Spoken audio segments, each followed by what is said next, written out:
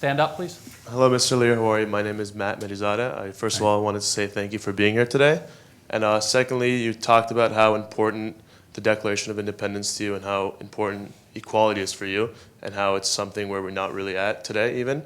So I just wanted to know, you growing up and being a Jew, what were like some of the biggest what were some of the biggest obstacles you faced being a Jew to reach your success to where you are today?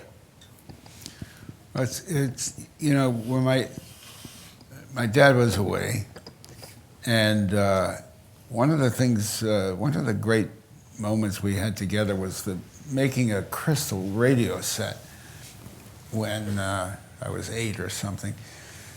And crystal radio set was just a little crystal and what they called a little wire whisker or something. Anyway, you picked up a signal, non-electric. You know, it wasn't electric. It was off. I don't know the miracle of it. Anyway, he was away. I was with headsets and moving around this little crystal, and I picked up a voice. And it turned out to be the voice of somebody called Father Coughlin, who was a Catholic prelate, but with a very important radio show. And he was viciously anti-New Deal, Roosevelt. Interesting things were happening in Germany, and viciously anti-Semitic, and very famous.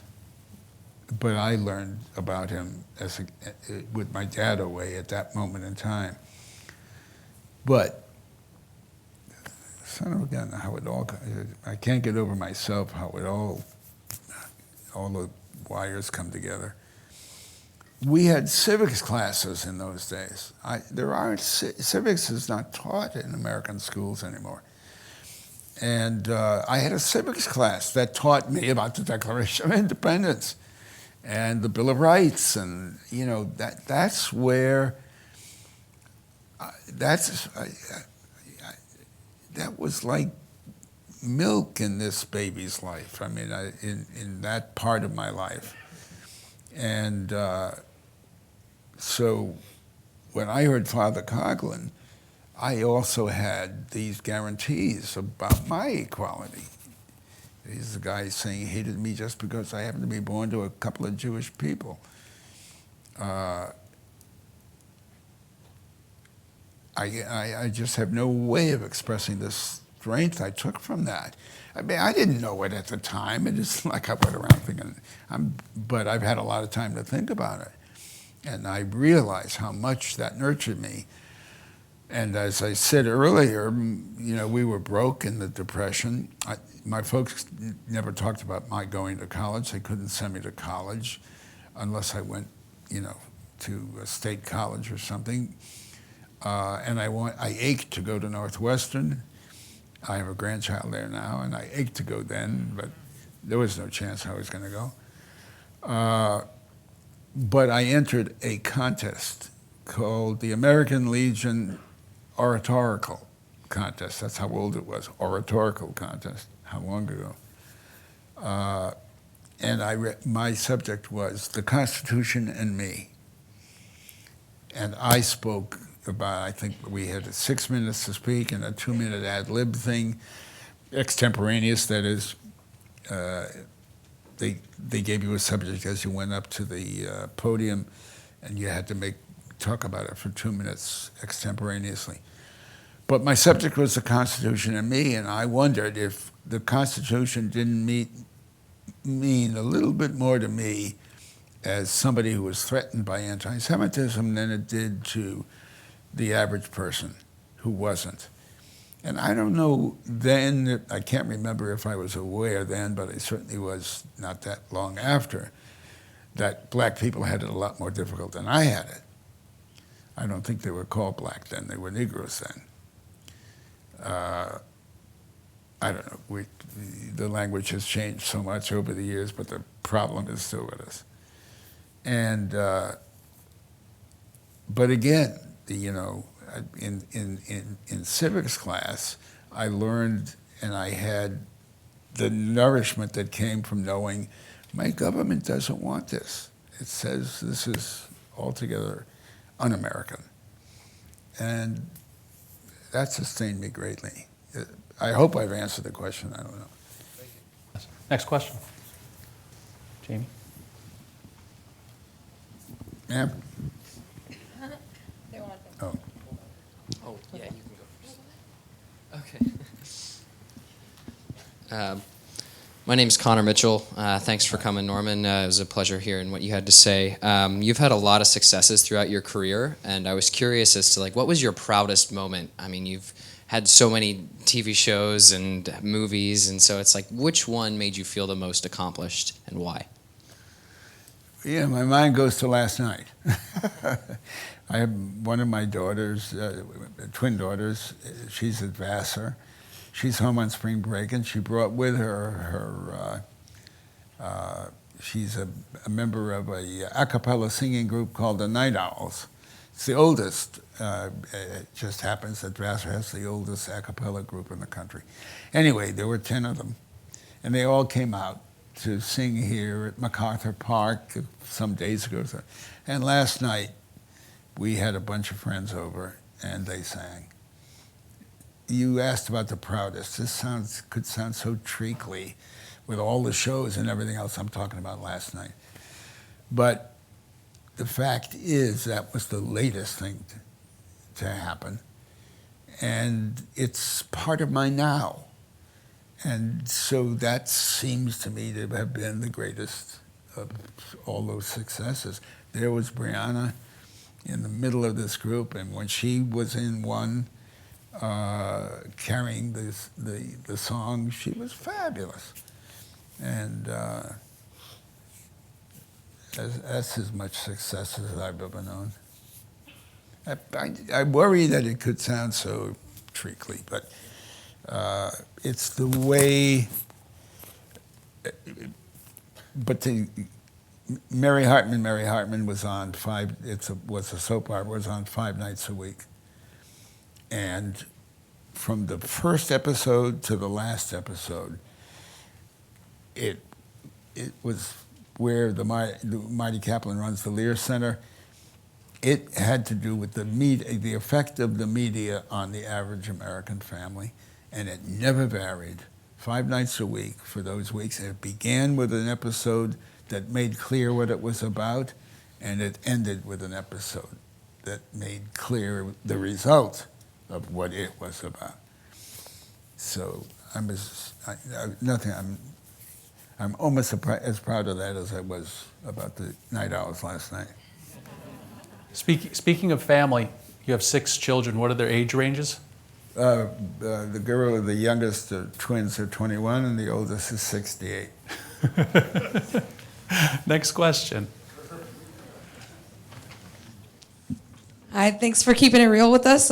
You've probably been one of the most real speakers that we have had. I appreciate it. My name's Nicole, and you were saying that we all live with conflicting feelings, that we have to fight through it. No one talks to you about it. So at those moments for you, what got you through it? Was it the writing, or was there something else? And thank you.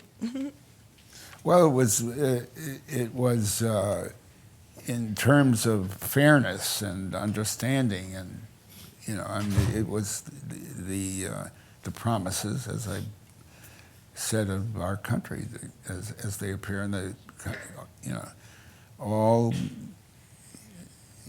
that we all have the right to happiness and equality under the law. I don't know. I haven't found a better way to say it.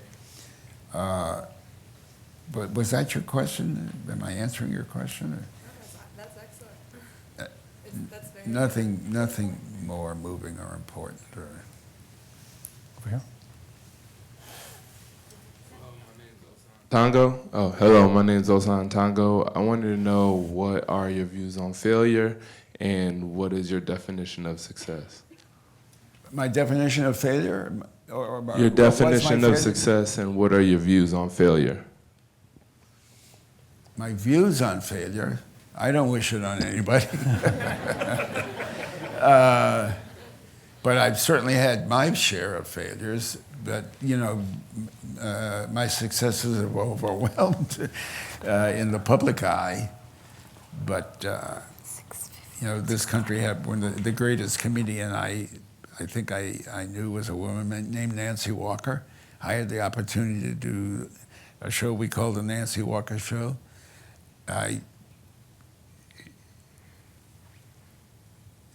She probably gave me the greatest laugh I ever had in a show she did, in an off-Broadway show so many years ago. I've never, ever for a split second forgotten it in a sketch. And then years later, I had the opportunity to do the Nancy Walker Show. I wanted so much to get it right and do it well and so forth. And it wasn't good. It certainly wasn't good enough. And it failed. And I always think, because it was her, it was such a letdown. I wanted so much for it to be a success. So I've lived with a lot of that. And success, this is success. This woman just said, she found me real. And I love that. And I love the fact that I saw one person walk out 22 minutes ago. Maybe it was 21 minutes. And the fact that you're all sitting here is a kick. And this is success. Great. Over here, stand up. Hi, Mr. Lear. My name's Samantha, and thank you so much for helping create Spinal Tap. It's literally. So I had a question about the creative process for that. When you came, the new originals joke, I don't know. It's in the first half of the movie, and I love it. So were you a part of the creative process? Not at all. Oh. I wasn't. I get credit. I'll take credit for making it happen. Okay. But creatively, I had nothing to do with it. It was all Rob Reiner and the cast. Okay. When I saw it, it was like 3 or 6 pages because most of it was, spontaneously done for the camera. They knew where they were going, but they made it up as they went along. So I'll take credit for making it possible. Nobody would do it, and we did it. And so I'll take credit for that, but not creatively. Same thing, by the way, with Princess Bride, because I think I don't have a more favorite picture than Princess Bride. I don't want you to think for a second I had anything to do with the creative. I did not. But nobody would can you believe that there wasn't a studio that would make that picture? And I said, we'll make the picture. And then I think it was Fox that picked it up after that. But I was smart enough to know the script was it was great. A couple more questions to keep us on time. We're good? Okay. Hi, Mr. Lear. Thank you so much for coming. My name is Natalie. I was wondering, what are your sort of opinions with TV now? Definitely the production value of TV shows has gone up. We see things like Game of Thrones. We see things like House of Cards, Orange is the New Black, where the production value is astronomical and what we used to see in movies. And so now we're seeing a lot of different storylines. And I was wondering, Belasco mentioned this a little bit, how culture a lot of times meets reality, how a lot of the times what we saw in TV shows was happening now. What sort of things are you seeing in those TV shows and new storylines that mimic reality now? I'm not I don't have any appointment television in my life. I'm forever hearing a friend or somebody I respect a great deal saying, you mean you're not watching Empire, or you're not watching House of Cards, or you're not watching... Well, I have watched a little of all of them, enough to know they're dead right, but I don't watch a lot of television. The only show in recent years that I think my wife and I would not miss was the Daily Show. When I did the show with him, and the first thing I said to him was, "My wife and I have gone to bed with you every night for several years."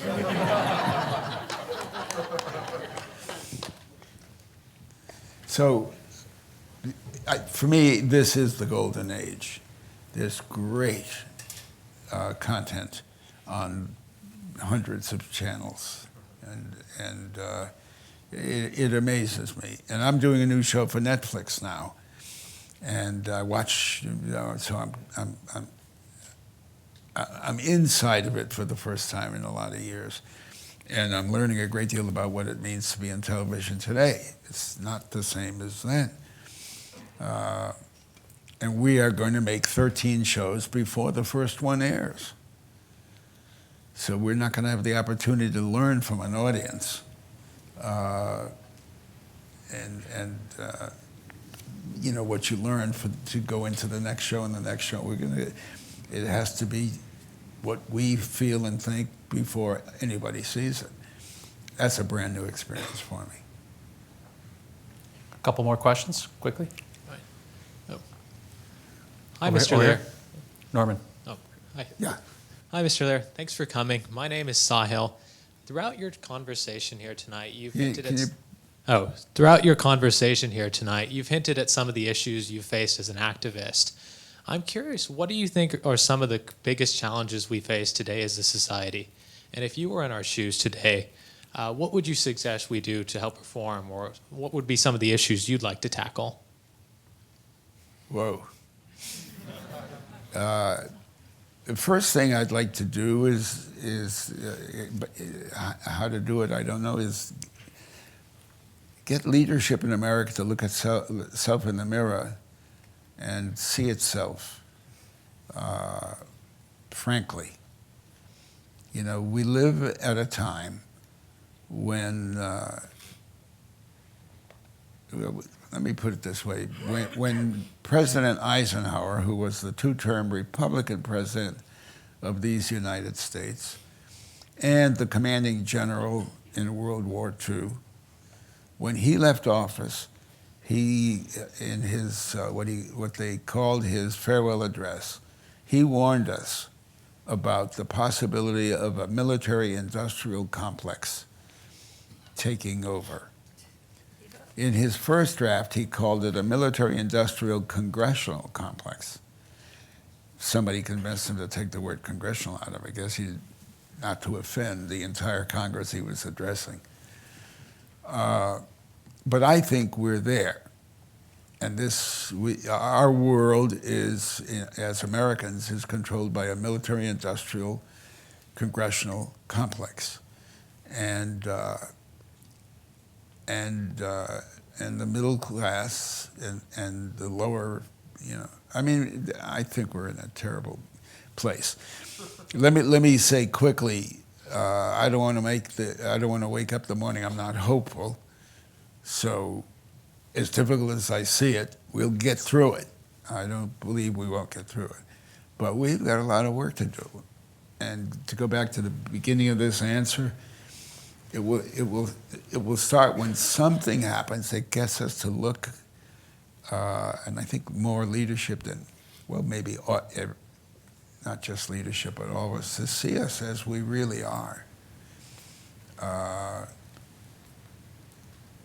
I said earlier, my hope for, my belief for the American people, basically the average American across the country, is that Donald Trump represents the middle finger of their right hand, you know, and it's screw you to American leadership in every direction. If this is what you, then take him. Last question, please. Can I go? Yeah, go ahead. Oh, You have the microphone. Hi. I was curious, you've addressed a lot of controversial subjects on All in the Family and in a lot of your other shows. Was there one topic that you were worried you couldn't do justice to in a half hour, or were you afraid the censors might overrule you on it? Well, any half hour we could do 2 episodes. We could run. It didn't happen, but I imagine we could have. But we did too. Like when we got to the abortion of Maud, we did it. It took 2 episodes to tell the full story. When one of my favorite episodes of All in the Family was when Edith lost her faith. We had to imagine what on earth could happen that would cause her to lose her faith, and then what would happen that she would regain her faith because we couldn't have an Edith without that. What was it again, just to see? Oh, just what was the topic you found most challenging to do justice to on an episode of your show? Oh, I got it then. I wound up with it because it took weeks, if not months, to come up with how would Edith regain her faith. We got the idea in a reasonable amount of time for how she would lose it, but it took that question, which came weeks later.